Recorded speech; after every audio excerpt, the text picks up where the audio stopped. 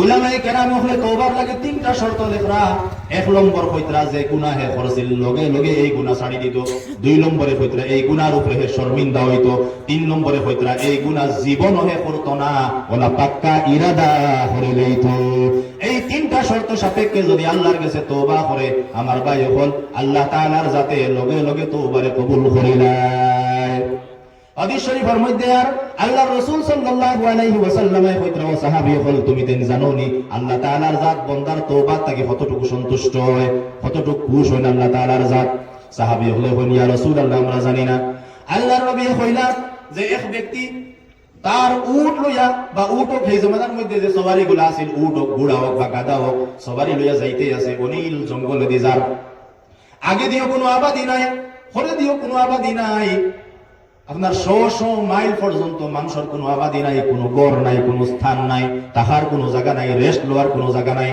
এই মতো অনিল জঙ্গলের মধ্যে হেরান হয়ে গেছে এর লাগিয়া হে সামান্য সময় রেস্ট লইবার লাগিয়া হুতিল তোরা এলাইন দিয়া হইল বা হুতিল তার চোখ লাগি গেল। তারপরে হঠাৎ উঠিয়া দেখে যে জানোয়ারের পিঠি উঠিয়া সবার করিয়া আইছিল গুড়া হোক বা গাদা হোক বা উট হোক দড়ি হোক বা উঠ, যে উটটা যদি উঠিয়া দেখে যে তার উটটা নাই হারিয়ে গেছে, তখন হে লগে লগে তালাশি শুরু করলো। অনিল জঙ্গলের মধ্যে তালাশ করার কোনো মানুষ নাই, কোনো আবাদি নাই। তালাশ করতে করতে করতে করতে করতে করতে হেরান হয়ে গেছে, পায় না। তখন মানুষটা কতটুকু মায়ুস হইব, কতটুকু নিরাশ হইব যে ঘরে দিয়ে যে ঘুরিয়া যাইতা ইটা 1-2 দিন আটিয়া যে কোনো গাঁও ফাইলি বা কোনো আবাদি ফাইলি বা ইলা জায়গা না। আর আগে দিয়ে যে তাই আটিয়া যাইতা 1-2 দিন যে তাই আটিয়া গিয়া কোনো আবাদি ফাইলেইবা বা কোনো টাউন ফাইলিবা গাঁও ফাইলিবা ইলা জায়গা নাই। তখন মানুষটা কতটুকু পরিশান হইব, আল্লাহ নবী কইরা কতটুকু চিন্তিত হইব। কইরা তুকাইতে তুকাইতে তুকাইতে তুকাইতে মায়ুস হইয়া একদম নিরাশ হইয়া আয়া গাছর লগে লাইন দিয়া বইছে। হঠাৎ করে দিয়ে ঘুরিয়া দেখে তার উট আয়া হাজির। তখন হেকিলা খুশ হইব, কেমন খুশ হইব।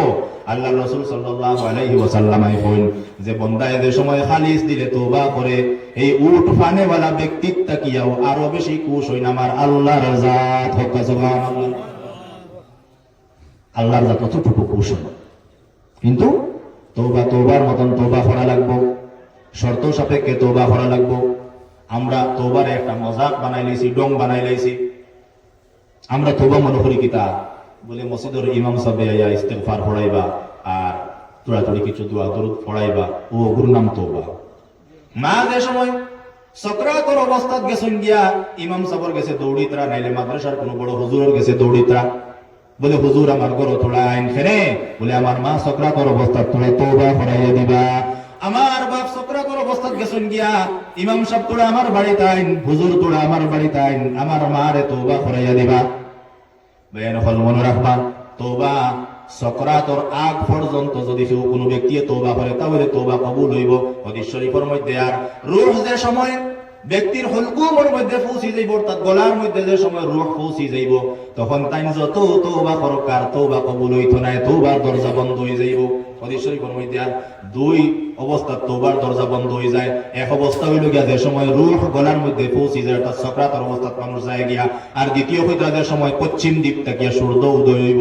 কিয়ামতের আগে পশ্চিম দিক থেকে সূর্য উঠব, তখন পশ্চিম দিক থেকে সূর্য উঠার পরে মানুষ তো বুঝি লাইব যে আল্লাহর নবী 1000 বছর আগে যেটা পেশিন গুই যেটা আগজানুনি দিয়া গেছলা যে ওলা ওলা হইব, তারপরে কিয়ামত হইব, তখন তো কাফিরও ঈমান লই আইব, কাফিরও তওবা করব। এই সময় আর তওবা কবুল হইতো না। তো সকরাতর আগে তওবা করতা, তখন গিয়া কবুল হইতো। আর আমরা হরিয়ার উল্টা, মা সকরাতর অবস্থা দৌড়াই আর ইমাম সাহেবের কাছে তওবা করাইতাম না, দৌড়াই আর হুজুরের কাছে তওবা করাইতাম না। তওবা অন্যরা আনার কোনো জরুরত নাই। তওবা কিতা নিজে নিজের গুনার উপরে শর্মিন্দা হইতা আর হইতা যে দিন আর জীবনও আমি করতাম না, আল্লাহর লগে ওয়াদা করতাম বস তো তওবা।